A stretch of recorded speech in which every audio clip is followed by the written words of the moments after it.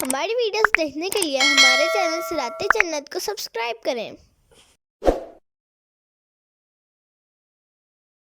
وَلَقَدْ جَاءَكُمْ يُوسُفُ مِنْ قَبْلُ بِالْبَيِّنَاتِ فَمَا زِلْتُمْ فِي شَكٍّ مِّمَّا جَاءَكُمْ بِهِ۔ ترجمہ کنز العرفان، اور بے شک اس سے پہلے تمہارے پاس یوسف روشن نشانیاں لے کر آئے تو تم ان کے لائے ہوئے پر شک ہی میں رہے۔ حَتَّى إِذَا هَلَكَ قُلْتُمْ لَن يَبْعَثَ اللَّهُ مِن بَعْدِهِ رَسُولًا، یہاں تک کہ جب انہوں نے انتقال فرمایا تو تم نے کہا اب اللہ ہرگز کوئی رسول نہ بھیجے گا۔ كَذَلِكَ يُضِلُّ اللَّهُ مَنْ هُوَ مُسْرِفٌ مُرْتَابٌ، اللہ یوں ہی اسے گمراہ کرتا ہے جو حد سے بڑھنے والا، شک کرنے والا ہو۔ تفسیر صراط الجنان۔ اس آیت میں خطاب اگرچہ فرعون اور اس کی قوم سے ہے، لیکن مراد ان کے آباء و اجداد ہیں، کیونکہ حضرت یوسف علیہ السلام فرعون اور اس کی قوم کے پاس رسول بن کر تشریف نہیں لائے تھے، بلکہ ان کے آباء و اجداد کے پاس آئے تھے۔ چنانچہ اس آیت کا خلاصہ یہ ہے کہ اے مصر والوں، بے شک حضرت موسیٰ علیہ السلام سے پہلے تمہارے آباء و اجداد کے پاس حضرت یوسف علیہ السلام روشن نشانیاں لے کر آئے تو وہ ان کے لائے ہوئے حق دین سے شک ہی میں رہے، یہاں تک کہ جب انہوں نے انتقال فرمایا تو تمہارے آباء و اجداد نے کہا اب اللہ تعالیٰ ہرگز کوئی رسول نہ بھیجے گا۔ یہ بے دلیل بات تمہارے پہلے لوگوں نے خود گڑھی تاکہ وہ حضرت یوسف علیہ السلام کے بعد آنے والے انبیاء کرام علیہ السلام کی تکذیب کریں اور انہیں جھٹلائیں،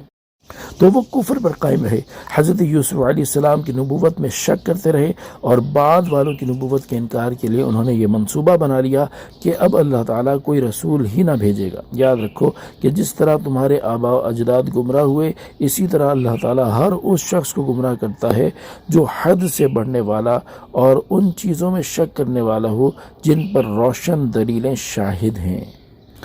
الذين يجادلون في آیات اللہ بغیر سلطان اتاہم، وہ جو اللہ کی آیتوں میں بغیر کسی ایسی دلیل کے جھگڑا کرتے ہیں جو انہیں ملی ہو۔ کبر مقتا عند اللہ وعند الذین آمنوا، یہ بات اللہ کے نزدیک اور ایمان لانے والوں کے نزدیک کس قدر سخت بیزاری کی ہے۔ كذلك يطبع الله على كل قلب متكبر جبار، اللہ ہر متکبر سرکش کے دل پر اسی طرح مہر لگا دیتا ہے۔ تفسیر صراط الجنان، یعنی حد سے بڑھنے والے اور شک کرنے والے وہ لوگ جو اللہ تعالیٰ کی آیتوں کو جھٹلا کر اور ان پر اعتراضات کر کے جھگڑا کرتے ہیں، اور ان کا یہ جھگڑا کسی ایسی دلیل کے ساتھ نہیں ہوتا جو انہیں اللہ تعالیٰ کی طرف سے ملی ہو، بلکہ محض آباء و اجداد کی اندھی تقلید اور جاہلانہ شبہات کی بنا پر ہوتا ہے، اور یہ جھگڑا اللہ تعالیٰ کے نزدیک اور ایمان لانے والوں کے نزدیک انتہائی سخت بیزاری کی بات ہے۔ اور جس طرح ان جھگڑا کرنے والوں کے دلوں پر مہر لگا دی گئی، اسی طرح اللہ تعالیٰ ہر متکبر سرکش کے دل پر مہر لگا دیتا ہے کہ اس میں ہدایت قبول کرنے کا کوئی محل باقی نہیں رہتا۔ صلو علی الحبیب صلی اللہ تعالی علی محمد صلی اللہ تعالی علیہ وآلہ وسلم۔